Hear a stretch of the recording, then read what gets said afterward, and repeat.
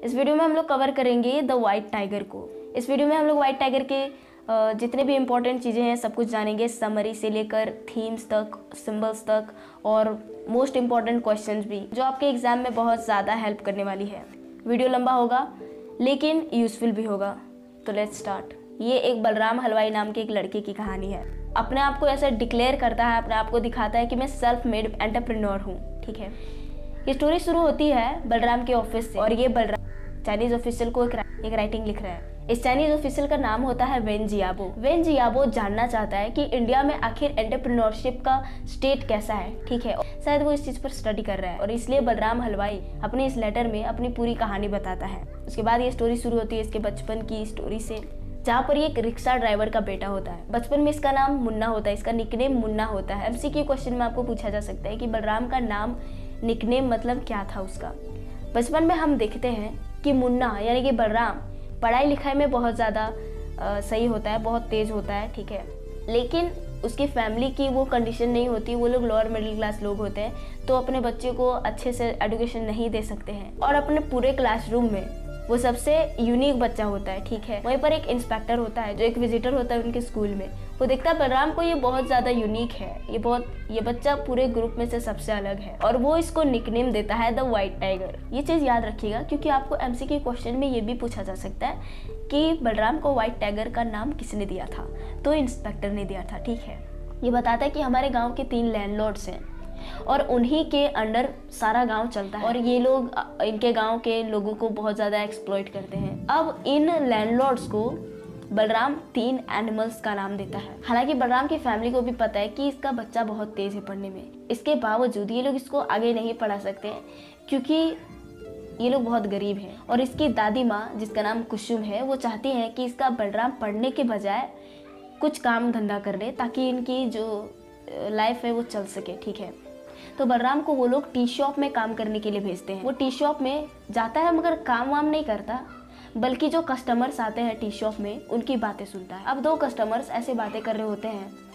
एक कस्टमर कहता है कि यार यहाँ की जो ड्राइवर्स की नौकरी ना सबसे अच्छी कंफर्टेबल नौकरी, क्योंकि ड्राइवर्स का क्या है ना, ये लोग अच्छा खासा सैलरी भी कमाते हैं और इनकी लाइफ भी कंफर्टेबल होती है। इसके बाद इसके मन में आता है कि चल भाई मैं ड्राइवर बन जाता। उसके बाद कई सारे हथकंडे अपनाने के बाद इसको जाने के लिए मिल जाता है।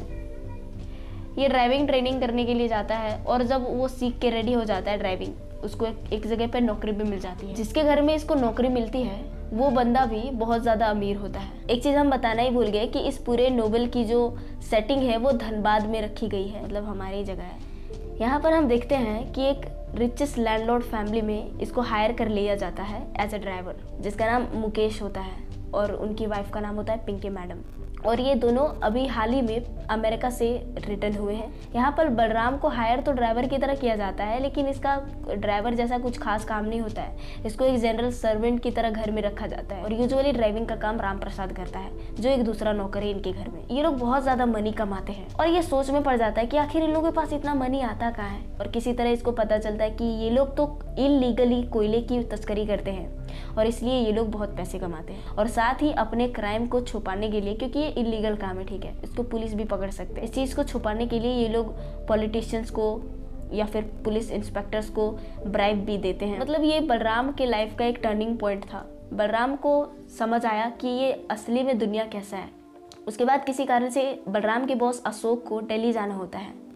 बलराम चाहता है कि वो उसके साथ जाए दिल्ली। ठीक है, वो गाड़ी चलाना चाहता है, लेकिन वो लोग तो इसको देते नहीं है। तो बलराम यहाँ पर क्या करता है कि जो राम प्रसाद है दूसरा नौकर जो यूजुअली ड्राइविंग करता है, उसके बारे में उसका पोल खोल देता है। तो असली में यहाँ पर राम प्रसाद एक मुस्लिम होता है और इसलिए उसको किसी हिंदू के घर में नौकरी मिलना मुश्किल था। इसलिए वो अपना रिलीजन चेंज करके और उसको झूठ मूठ का हिंदू बता के उसके घर में नौकरी ले लेता है।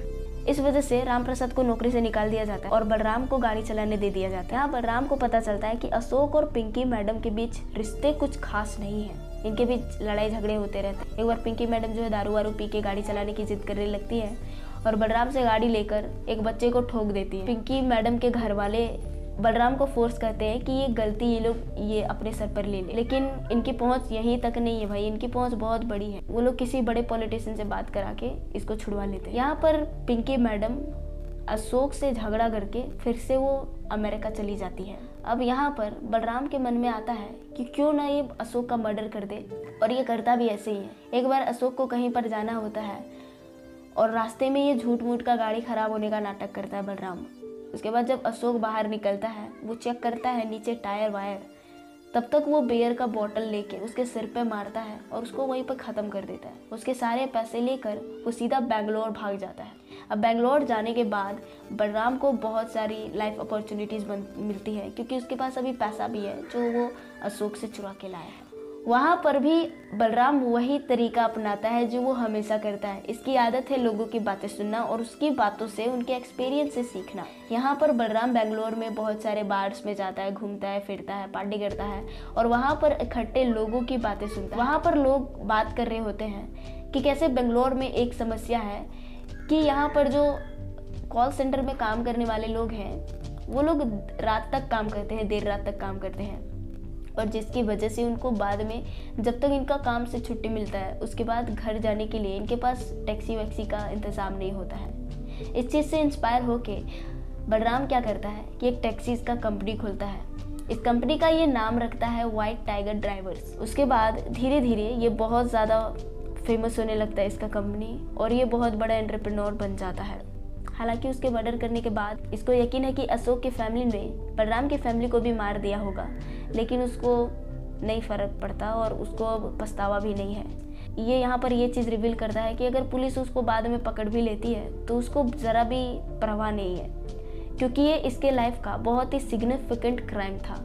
इस क्राइम के वजह से ही ये आज इतना बड़ा आदमी है। और इसी के साथ वो यहाँ पर लेटर को अपने कंक्लूड करता है और ये स्टोरी भी हमारी ख़त्म हो जाती है।